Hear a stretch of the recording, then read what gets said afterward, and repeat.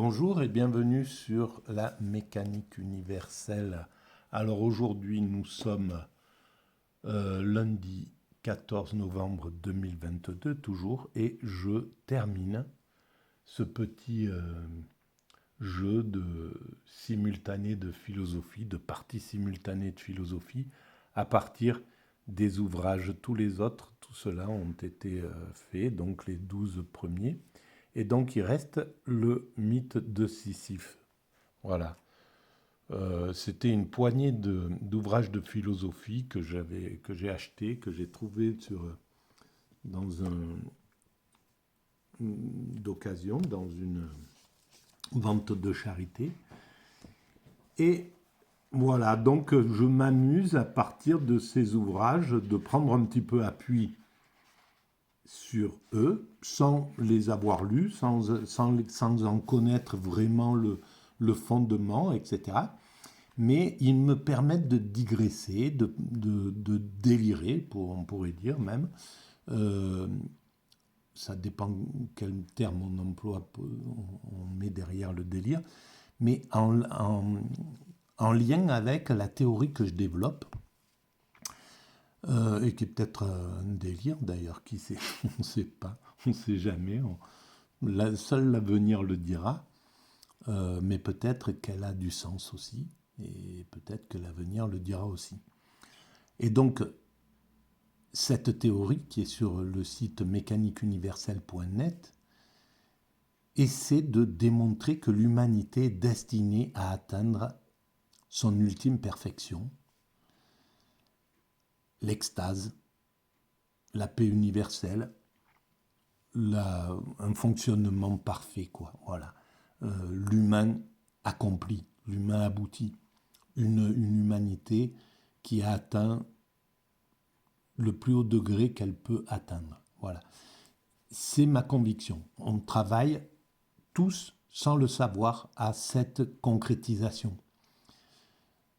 Cette concrétisation, on n'est pas loin de cette concrétisation. Quelques siècles, tout au plus, à mon sens. Hein. Mais puisqu'on a construit toutes les structures pour fonctionner universellement, par exemple. On a construit les bases, et c'est tout nouveau, c'était au XXe siècle, il y a quelques décennies seulement. On a construit les bases de l'ONU, l'Organisation mondiale de la santé, de l'économie, de l'UNESCO, etc., des arts, la protection des... Enfin bref, on a construit à peu près, on a les fondements pour fonctionner universellement. Et on travaille tout le temps à améliorer cette capacité à fonctionner universellement. Pour l'instant, on est encore dans un... on a encore besoin de l'antagonisme, on a peut-être encore besoin de refaire des scissions, de faire voilà, deux mondes. Là, c'est un peu ce qui se profile, un dernier combat entre deux systèmes qui vont entre la moitié de l'humanité contre l'autre moitié de l'humanité. Voilà, c'est une sorte de combat. Peut-être que l'humanité a absolument besoin, l'homme a encore besoin de cette compétition, d'avoir un ennemi, d'avoir un challenger, un système qui va s'opposer à lui, etc., pour pouvoir doper son énergie. C'est possible, parce qu'on ne sait pas encore évoluer de façon symbiotique, c'est-à-dire en partage, en partenariat, etc. Même si, pourtant, tout démontre qu'on devrait être dans cette mécanique, puisque là, on est devant un gros danger. La planète, les problèmes écologiques sont immenses. Et donc, la logique, l'intelligence voudrait qu'on se mette tous d'accord, qu'on arrête nos guéguerres, qu'on perde plus, qu'on ne mette pas des milliards à détruire et à reconstruire, parce que c'est ce qui se passe entre l'Occident et la Russie, l'OTAN et la Russie, la guerre qui est en train de se jouer en Ukraine, c'est on injecte des milliards pour détruire et on injectera des milliers de milliards pour reconstruire quelque chose, un tout petit bout de la planète. C'est rien. L'Ukraine, c'est pas quelque chose. Peut-être que ça va même s'étendre, mais si ça reste circonscrit à ce pays, voilà, on va injecter des milliards, des milliers de milliards à détruire et à reconstruire, alors que ces milliers de milliards auraient une, une, une conséquence positive sur l'ensemble de la planète pour aider l'Afrique à passer alors que c'est les moins pollueurs, à aller vers les évolutions. Voilà, bon, bref, à aider, que vous avez compris ce que je veux dire. Donc, à aider cette humanité. Mais si on ne le fait pas, c'est qu'on ne peut pas le faire, tout simplement. Il n'y a pas de méchanceté derrière. Il n'y a pas à jeter les pierres. Juste, on peut constater qu'on est dans un monde, que c'est un monde bourrin, en somme, qui domine ce genre de choses. Parce que, parallèlement à ça, il y a une énergie inouïe qui est dispatchée pour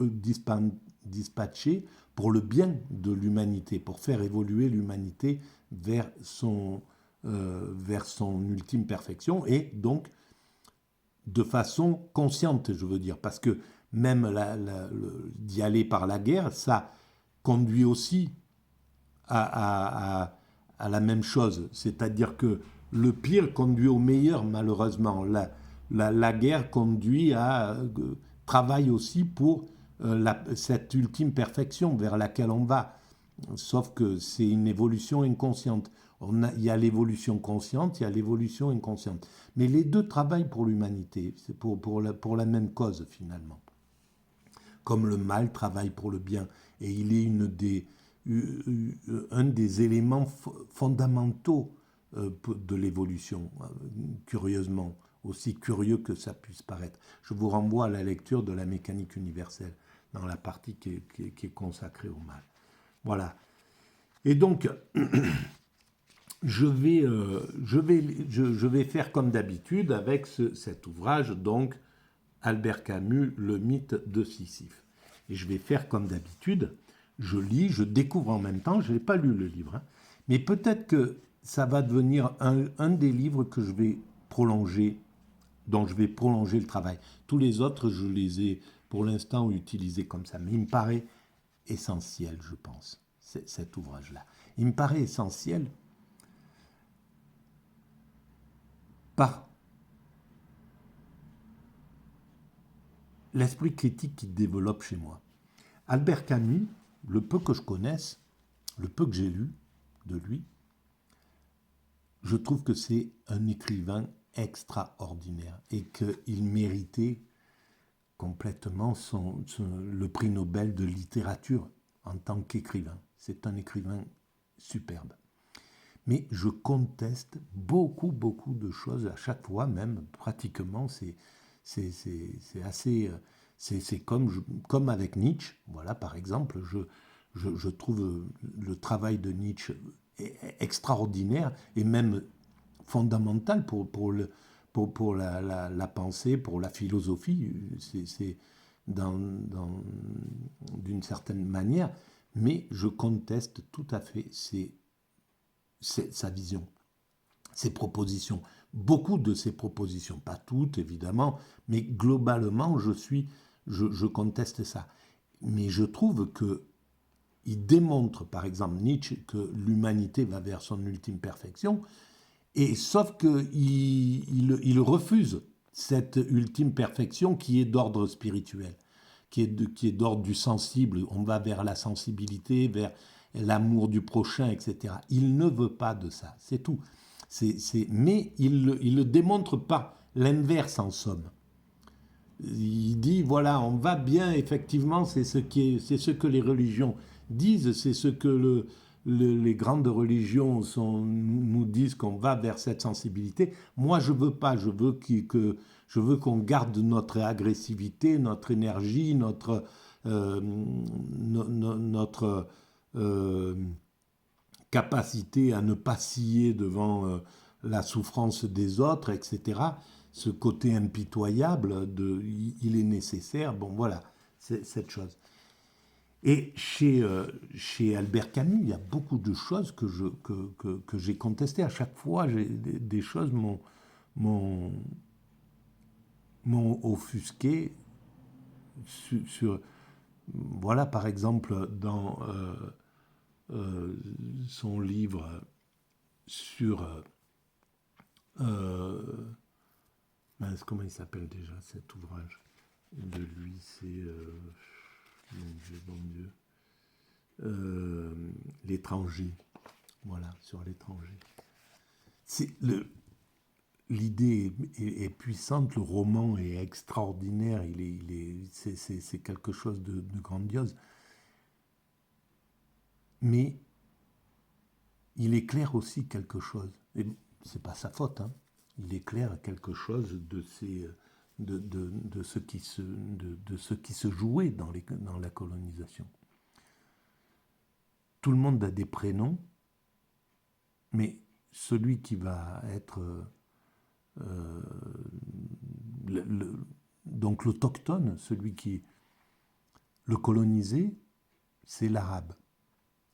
Et là, ça montre exactement la relation qui s'établissait entre la vraie relation, même si tout le monde disait oui, j'avais des amis, etc., etc. Mais le principe colonial était en place dans cette chose-là. Voilà. Et ça, c'est quelque chose qui m'a gêné. Il y a d'autres choses qui m'ont gêné aussi dans la lecture de cette chose-là. Mais on est... voilà, on n'est pas... on est né quelque part, voilà, on est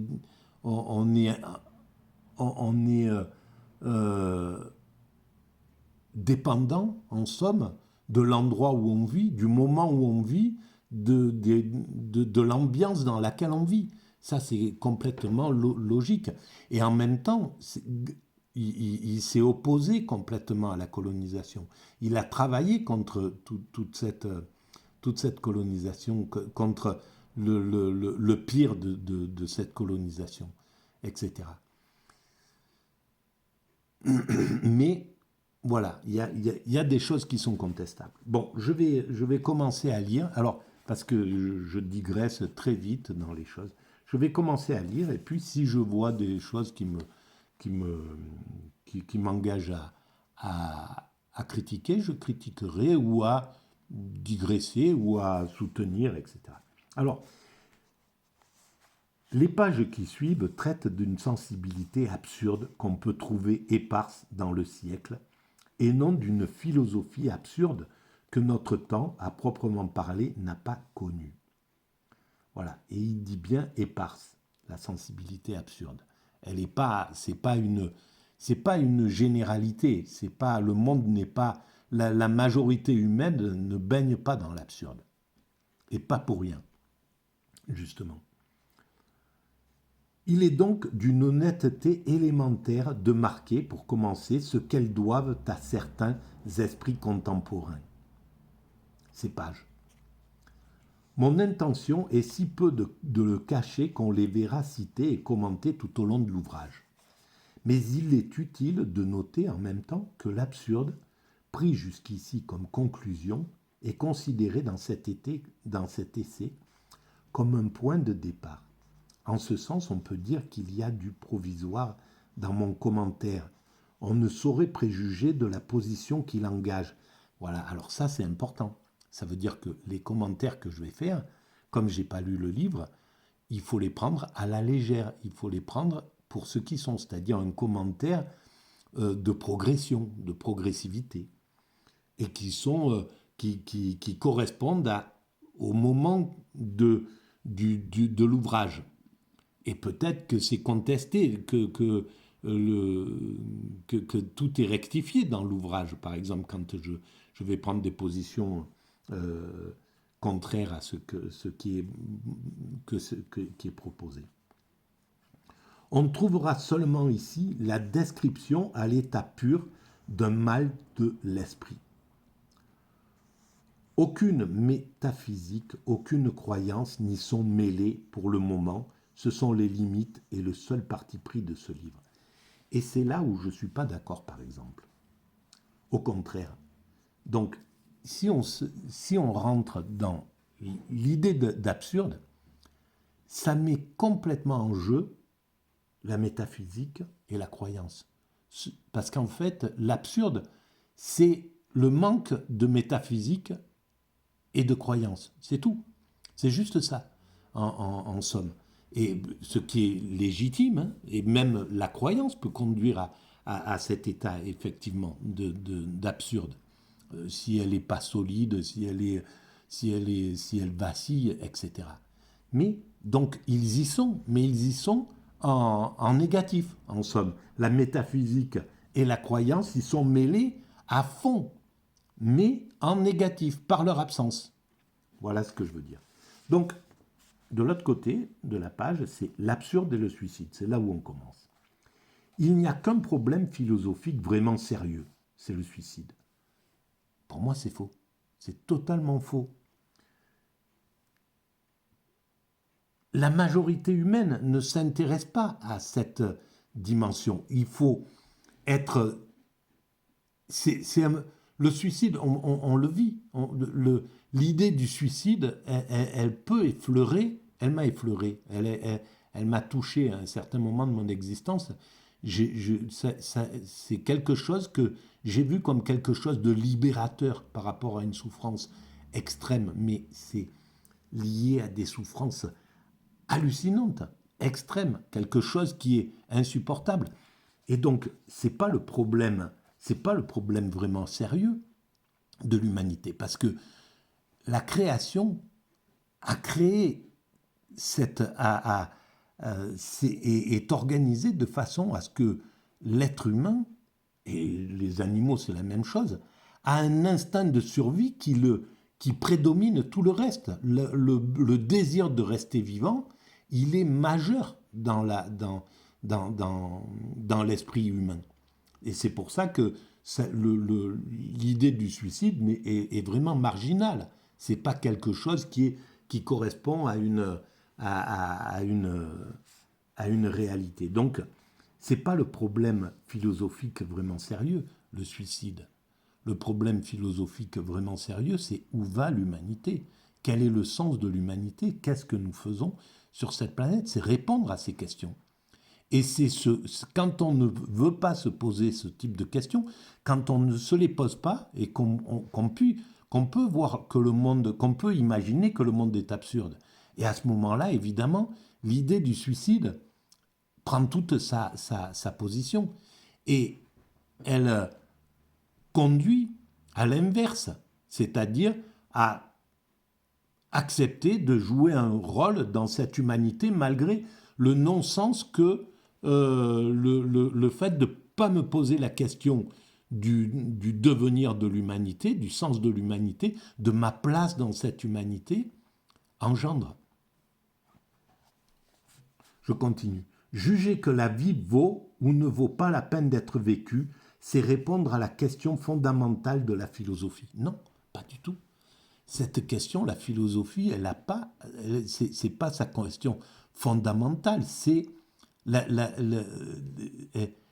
philosophie est sûre que la vie vaut la peine d'être vécue. Elle est pas dans le doute. Bien sûr qu'il y a à un certain moment de l'évolution de l'humanité, où la philosophie a dû rencontrer l'existentialisme, etc., rencontrer éventuellement l'idée donc de l'absurde et se poser la question. Mais c'est pas l'histoire de la philosophie. La philosophie est croyante d'une certaine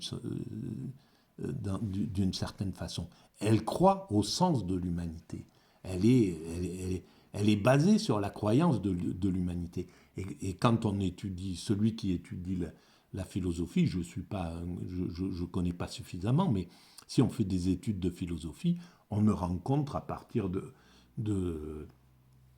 de la naissance de la philosophie, de Socrate, de Platon, d'Aristote, de Plotin, de Saint-Augustin, de Maïmonide, d'Ibn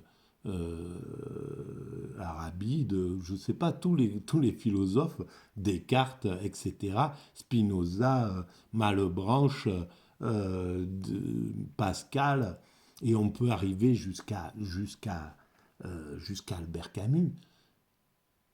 La philosophie croit qu'il y a du sens. Elle ne se pose pas la question du sens ou du non-sens d'une certaine façon. Elle se la pose à un certain moment de l'évolution humaine. Et c'est important, le travail de Camus. Mais je trouve que ces discussions comme ça, c'est répondre à la question fondamentale de la philosophie. Est-ce que la vie vaut la peine d'être vécue où elle se pose, mais d'une autre manière, pas à travers l'absurde. À mon sens, hein, mais peut-être je me gourre. Hein. Le reste, si le monde a 3 dimensions, si l'esprit a 9 ou 12 catégories, vient ensuite. Non. Et là où on rejoint ce que dit Aristote, instinctivement, l'homme est curieux. Il désire par nature savoir. Qu'est-ce que c'est que cette puissance qui nous oblige à vouloir savoir? Qu'est-ce que c'est que cette force qui nous oblige à nous tenir en vie? Donc l'instinct de vie qui est plus fort qui est là dans chacune de nos organes, dans notre esprit, etc. Donc c'est pas pour rien que c'est présent là, que cette force est là. Pourquoi elle est plus forte que l'absurde en fait? Si on n'avait pas, évidemment, si on n'avait pas cet instinct, si la vie n'était pas organisée avec cet instinct de vie, évidemment que ça serait autre chose. Et le questionnement est inhérent à l'humanité. C'est ce qui fait qu'on est là alors qu'il y a des centaines de milliers d'années, on descendait d'un arbre, on commençait à former notre cerveau, à commencer à apprendre à communiquer, à parler le langage, etc. Et depuis cette époque-là à maintenant, regardez le chemin du questionnement. C'est ça qui est majeur. C'est pas le reste. Si le monde a 3 dimensions, si l'esprit en a 12, 9 ou vient ensuite. Non, c'est là, c'est présent avant. Avant l'angoisse, avant la question métaphysique, la question fondamentale avant la question fondamentale de savoir si on a du sens ou pas. Le sens est déjà posé. Il est là, dans nos tripes, dans notre corps.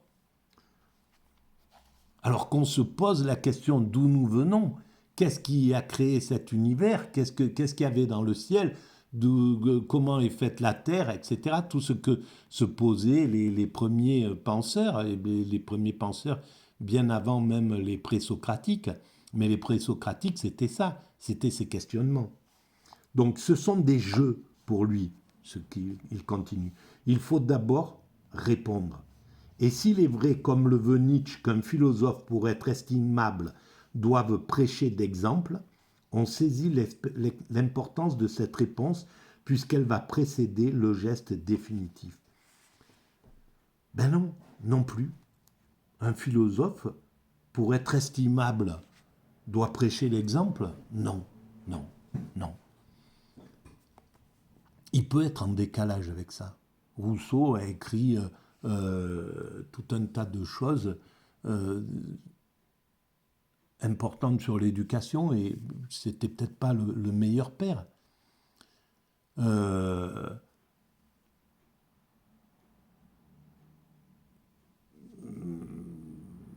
Platon a vécu les idées d'Aristote étaient peut-être pas forcément en cohérence avec, etc. Mais c'est l'œuvre qui reste derrière. Freud avait un comportement peut-être critiquable. D'ailleurs, un philosophe l'a éclairé, a éclairé d'ailleurs que ça quasiment. Enfin, je ne sais pas, je n'ai pas lu ce livre. Mais Et en prenant par le petit bout de la lorgnette, on peut dire que des prêcher d'exemple, il n'y a pas. On est des êtres humains avec des défauts. Et ceux qui pointent les défauts des autres ont des défauts aussi. Moi j'en ai, les autres en ont. Et Albert Camus avait des défauts. Il avait. Voilà, c'était pas un exemple d'existence. Mais voilà, par contre, son œuvre est exemplaire pour l'humanité. Elle est fondamentale, elle est très importante. Et même par tout ce qu'elle soulève, par exemple, pour moi, de contradictions. C'est majeur. Ça me permet vraiment de proposer quelque chose d'autre, de différent. Voilà, peut-être j'ai tort, mais en tout cas, ça stimule en moi ce genre de choses. Bon, je continue. Ce sont là des évidences sensibles au cœur, mais qu'il faut approfondir pour les rendre claires à l'esprit. Si je me demande à quoi juger que telle question est plus pressante que telle autre, je réponds que c'est aux actions qu'elle engage. Je n'ai jamais vu personne mourir pour l'argument ontologique. Galilée, qui tenait une vérité scientifique d'importance, l'abjura le plus aisément du monde dès qu'elle mit sa vie en péril. Eh bien, je ne suis pas d'accord non plus. Du tout. Il y en a qui n'ont pas abjuré, pour qui c'était plus important. Et l'argument ontologique ou les vérités de Galilée, elles étaient fondamentales pour l'humanité. Elles étaient bien plus fondamentales que le désir de... Ben voilà, il a choisi et il a bien fait, bien entendu, il a raison. C'est pas parce que cette vérité n'était pas importante qu'il abjura. Parce qu'à la fin, il dit, dans un certain sens, il fit bien. Bien sûr qu'il fit bien, on peut le voir comme ça, mais il aurait aussi bien fait de ne pas l'adjurer, par exemple. Mais il se trouve que c'était intelligent parce que, quoi qu'il arrive, il savait qu'elle finirait par monter. Voilà. Si on me dit aujourd'hui d'adjurer l'idée que l'humanité va vers son ultime perfection, l'extase, ben, je l'adjurerai s'il en va de ma vie. Parce que je sais que si cette idée est juste, elle sera reprise plus tard, qu'elle finira par émerger, qu'elle sera là. Bon, ben ok, d'accord. Ben, voilà, Donc, le, le fond de l'humanité, c'est pas la question de il faut aller vers le suicide. C'est provocateur, mais c'est très important, c'était intéressant. Je pense que je vais continuer sur cet ouvrage-là, en fait. Je vais peut-être le lire et à ce moment-là le commenter pour pas, parce il fait quand même 200 pages, donc ça va être un peu du boulot. Si je veux le lire et le commenter, il va falloir des centaines de vidéos comme celle-ci. Bon, bref, voilà. Je vais arrêter là pour le mythe de Sisyphe pour l'instant. On va voir ce qu'on va voir à la suite de ça. Voilà. En tout cas, il n'y a pas j'ai un immense respect pour ce travail, pour le travail d'Albert Camus et pour son écriture, pour sa pensée, pour sa vie, pour son courage, pour tout ça, etc. Hein. Voilà. Mais en somme, même, voilà, pour ce qui l'a conduit à penser comme il a pensé, à s'engager, à être engagé dans cette chose. Mais on n'est même pas responsable de ça, parce qu'on n'est pas responsable de son taux de testostérone, qui va faire qu'on va vivre comme ça, qu'on va penser, qu'on va être plus... voilà, ni du lieu, ni du... un type de pensée, son type de pensée est dépendant de tout un tas de choses, et comme le mien est dépendant de tout un tas de choses, et comme celui de quelqu'un d'autre est dépendant de tout un tas de choses. Et on n'est pas responsable en réalité de ça. Et en fait, on est des ouvriers. C'est là où c'est intéressant. C'est que quoi qu'il arrive, qu'il ait vécu comme il a vécu, qu'il ait pensé comme il ait pensé, qu'il ait eu une propension au suicide, et peut-être que c'était se griller la vie, manger la vie des deux bouts, etc. C'est dépendant de son taux de testostérone, de son désir de choses, de ses frustrations, de son éducation, de son manque de frustration, au contraire, de son courage, de tout un tas de choses comme ça. Mais c'est quelque chose dont on n'est pas, dont on n'est pas responsable en réalité. Et c'est ce qui fait que nous sommes tous divers, et c'est ce qui fait que l'humanité se construit comme elle se construit, grâce à cette diversité de choses. Voilà. Voilà, je vous remercie. À bientôt.